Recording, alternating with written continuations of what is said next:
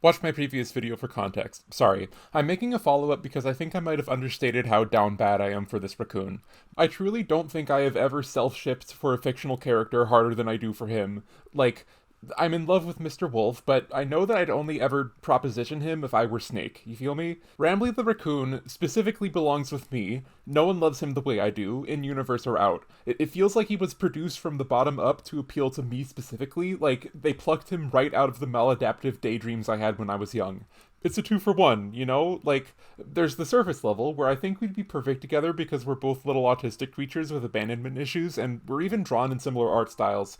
I am small, but he is smaller. He could crawl up onto my chest and let me scratch his butt. But also, within the text of the story, he's like, actually a character that my real life self could interact with, like a furry version of Her 2013. Have you thought about that? Like, the story takes place on human Earth, the fantasy is compatible with the body I have. These questions keep popping into my head, unrelentingly.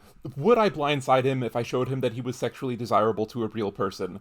Could he read the overpowering lust in my face but not be able to put a name to it because he was only programmed with kid-friendly knowledge?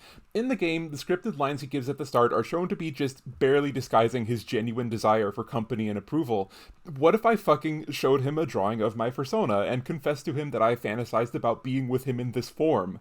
What if he came to trust me so much that he'd let me wire a plush toy of him into his brain so I could stroke him in the real world and make him feel it in cyberspace? My brain is running at 100 fucking miles an hour. Indigo Park probably isn't gonna have a romance arc, but the ending of chapter 1 is definitely pointing to some degree of developing platonic camaraderie and emotional dependence, and that scares me. Like, in the 11th hour, he could give a totally PG-13 I love you and have it still be within the game's brand, and it would make me die instantly. Also, if he becomes a twist villain after that, I will come so hard I pass out. Side note, many of you commented to tell me that a lot of art already exists of this guy with his balls hanging halfway to the ground, but an important thing I left out is that Rambly's cock is proportional to his body. Just the balls are huge. You're also all drawing his ass too fat. I'm the only one who is right about this. Thanks